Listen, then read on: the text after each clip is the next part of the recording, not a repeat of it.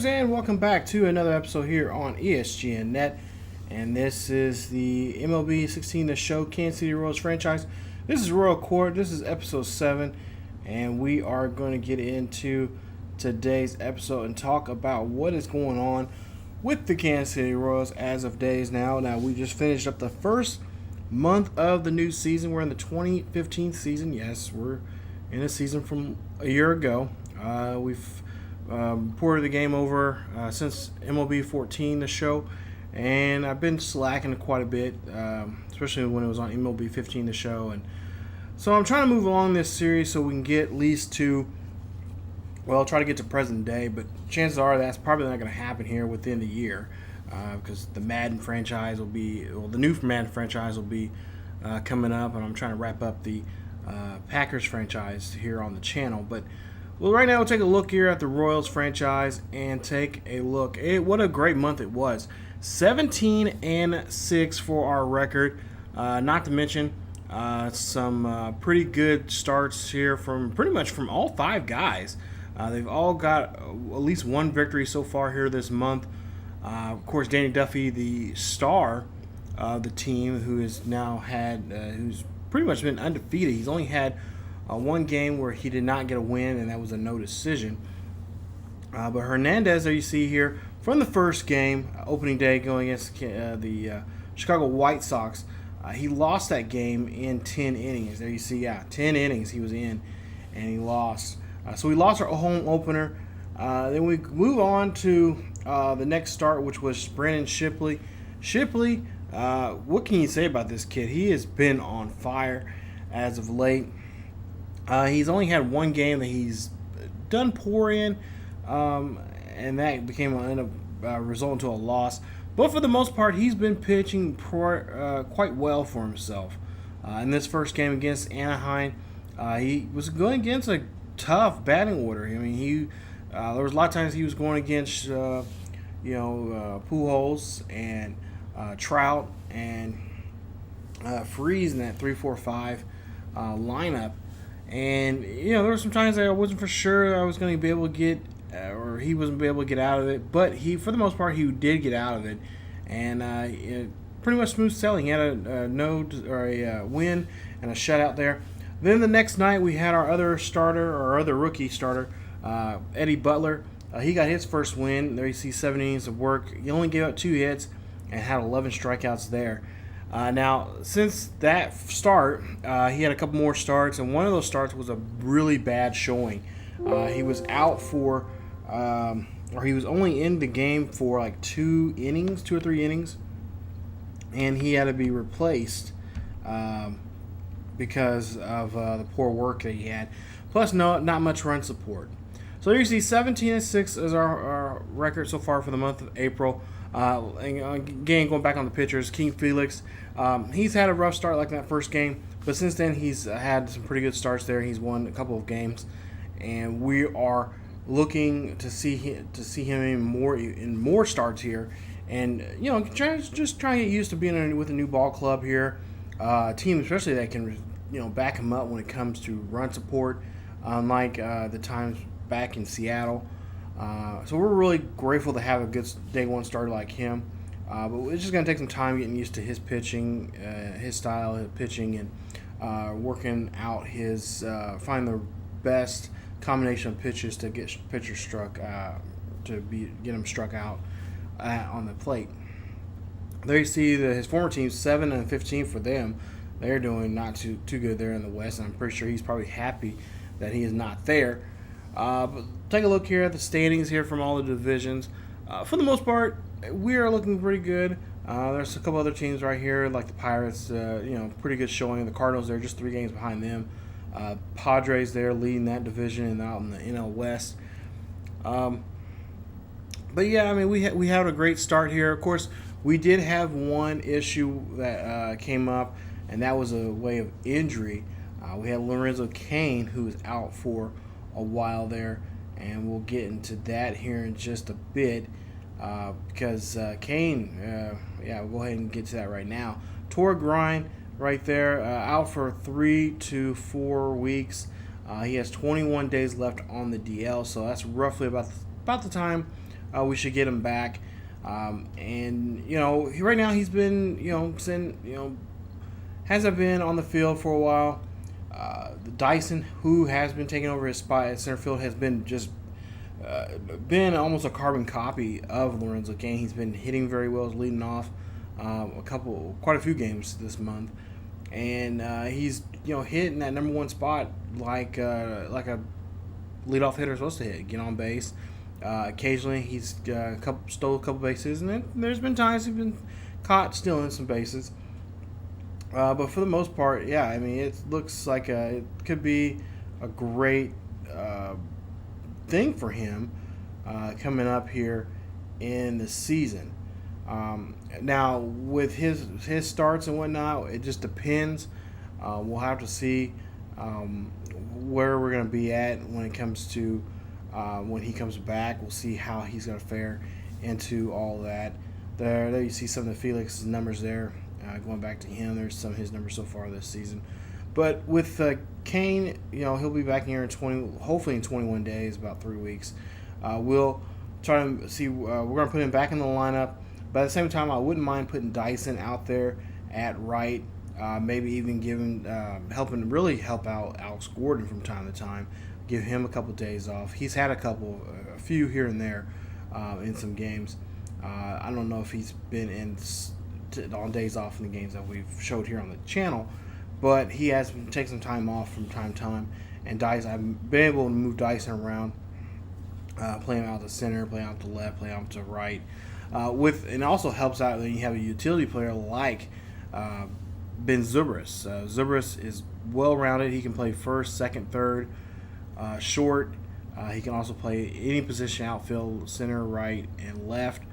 So he's been very helpful in that situation. I'm so glad that I didn't want to trade him off to get Hernandez, but it was kind of just it was kind of like we were meant to have him because the Tigers released him on waivers, and we were able to pick him up on those waivers during the spring training. So that really came out to be helpful for us, and that is definitely going to be a positive for us for picking him up.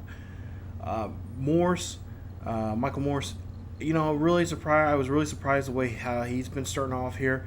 He had a really tough time in spring training. Didn't hit very well.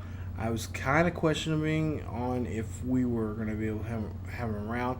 If I'm not mistaken, I think we only have him for a 2-year contract. So it's a small contract, so we'll be able to move him if we need to. But I think for right now, he is fine. He has been hitting the ball pretty well here. Defensively, struggles at times, but his bat has been coming alive here. Yeah, actually, it's really funny because in the next episode, you guys will see some action from him and from, I believe, Adam Lynn, who's been a great pickup for us, especially in that role as a DH, playing in the fifth or sixth hole in the lineup. So yeah, it's been so far we've been blessed with good pickups from free agency. Now we're taking a look at some of the position players and their numbers when it comes to hitting, and we got some pretty good numbers there. Salvi, of course, always doing well. Of course, he's on a little bit of a slump right now. Trying to get him going defensively, always great. And then you see Alfonte, the old timer there.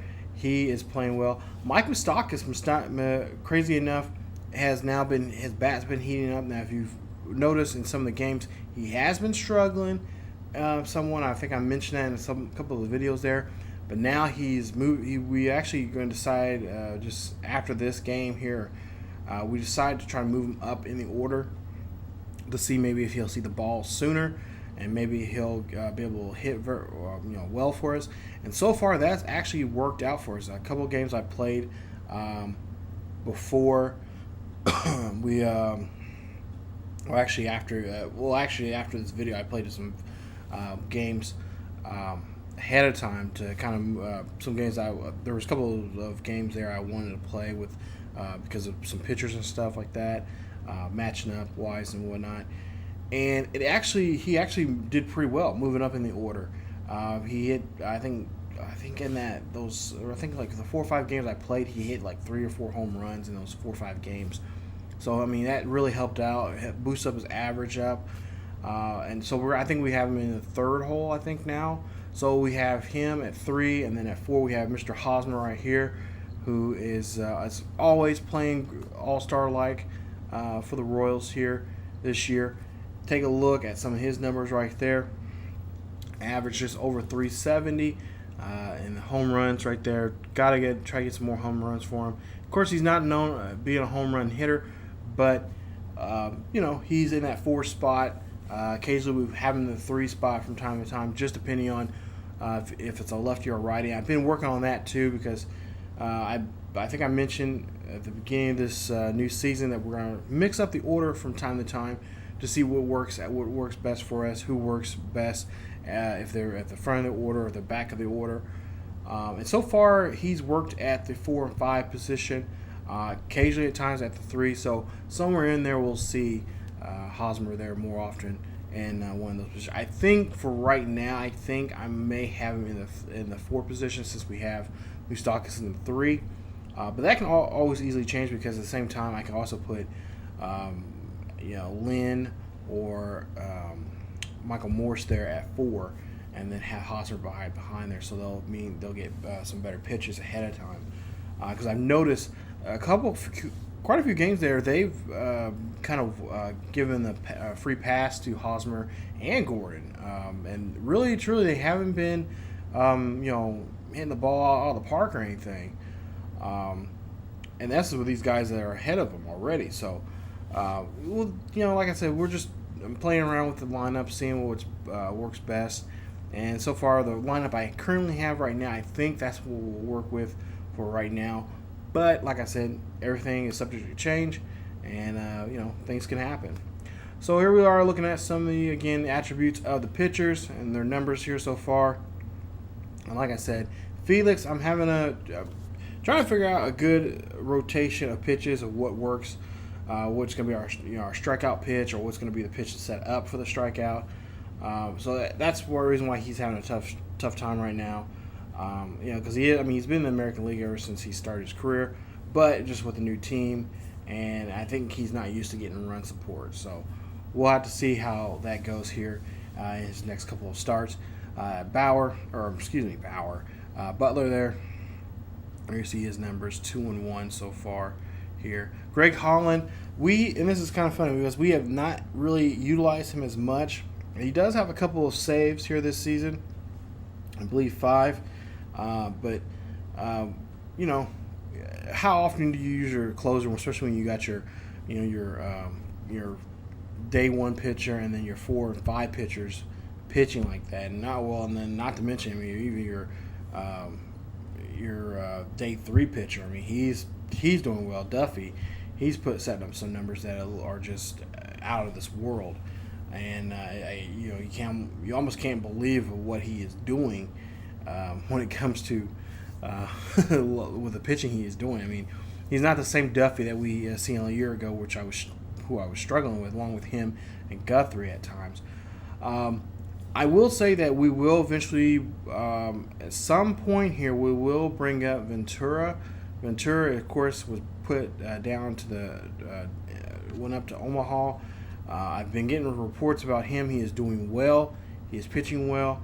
And we'll see here, probably here soon, before the end of the month of May, he'll probably end up making a start. I don't know what day he'll start. Just depends. He may be a day 2 starter. That means if you look at it, one of the 2 rookies will probably be a spot starter. And I already know who it's going to be. It's going to be Butler, who will be our spot starter, and he'll be our long relief guy, our number 1 long relief. And then Guthrie, I think Guthrie will probably end up being a setup guy. We'll use him in that role coming up here, and we'll see. Because honestly, excuse me, with Guthrie, I think it's just me. It's just the way he pitches and whatnot. I think it's just I still haven't figured out how to deal with him on the mound. Because when he gives up a hit or get hit, especially as a runners in scoring position, his I don't know, his confidence bar just drops crazy.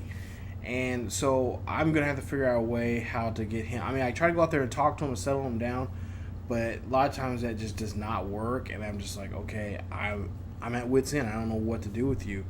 Right now, we are going to be. I do have him on the trading block. I don't think I showed that in here in the video, but I do have him on the trading block, and I'm willing to deal a team to him. I'm looking for some prospects.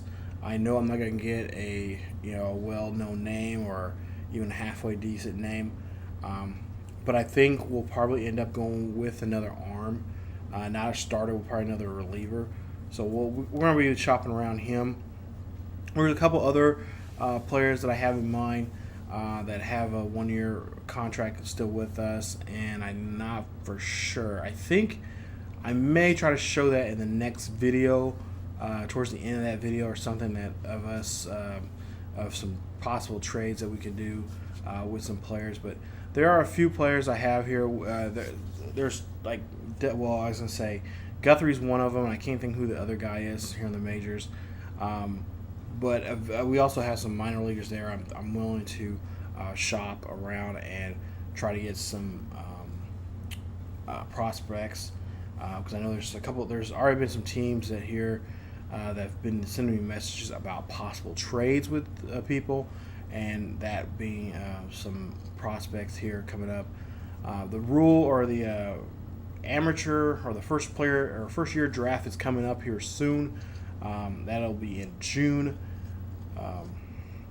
So we still got about another 2 months left before we get to that, and we'll have a special video about that and who we're going to be recruiting.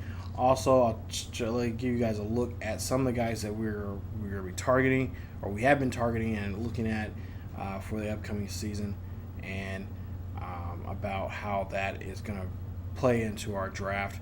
I don't know exactly what position we are in the draft. I know we're somewhere near the last pick, so we'll see how that goes. And like I said, for right now, the draft-wise, I think we're going to probably end up. We're going to go with some position players because I've been scouting a lot of those.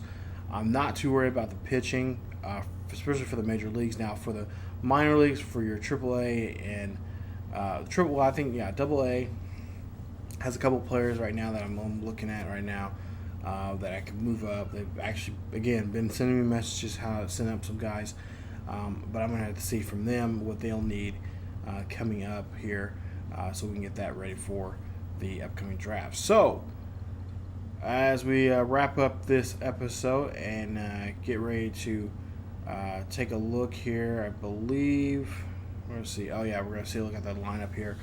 And like I said, this is the lineup beforehand, or actually no, this is a lineup that I'm actually using right now with some changes from here and there. There you see a couple of changes there. Michael Moore. Actually, like I said, Moore has been moved. I think I brought Moore, switch spots with Moustakis. So that's the current order I've been, or this is the current order I've been using. And like I said, I've just been moving around guys, seeing what guys place where. I know Adam Lynn will not be an everyday batter when it comes to both the left-handed and right-handed. He'll only be in the lineup on the left when it's a right-handed pitcher. Same thing with Zubris. Zubris will be on the lineup. I believe he'll be on the lineup as the DH. Yeah, there you see, right there as the DH. As for some others, and I apologize, that is a car that's going by my house if you guys heard that. But yeah, that's the lineup we're going to be using with, and like I said, we're going to be tinkering around with that to see what guy goes where and how it's going to help us out. And I believe we're going to take a look here at possibly some free agents. Yeah, there's some of the free agents right now. If there's a name there you see that you think will work out for us and will do us getting good, let me know. Leave that name down in the comments section, and I will take a look at that player and see. I do see a couple of names. Sean Wiggins is one of them. He's one of those veterans there that can really help us out, to grow into a better team. But there you see, there's Shipley's next star, and then actually, the next game you guys will see will be this one. It'll be Eddie Butler versus Blake Turin. They'll be the game that you guys will see here on the channel. But all the games that you won't see will be the ones that are. A couple of these will be some of the ones that are before we get to this game. So it'll be the start there before Eddie will be the Shipley game, which I'll be playing. I've been playing some of those here, or some of that game. I'll be playing that game here, and I played a couple others. So, but yeah, that'll be the next start. We'll see how the Royals do here in the month of May. As you see, we have a couple of interleague games. We got the Reds towards the end of the month, and then we got actually towards the end of the month we have the Reds, Cardinals, all at home, and then on the road we go to Chicago for the last day of May, and going to the first day in June. So that is it for me, you guys. If you guys enjoyed the video, please leave a like. Also, don't forget to subscribe to the channel and check out other great series here on ESGNet. Follow us on Facebook, Twitter, and Tumblr. The links are down below in the description for the latest and what's going on here on the channel, what's going on in sports gaming, and what is going on in sports in general. Thank you guys so much for watching, and as always, keep yourselves each other healthy, and I will see you guys next time.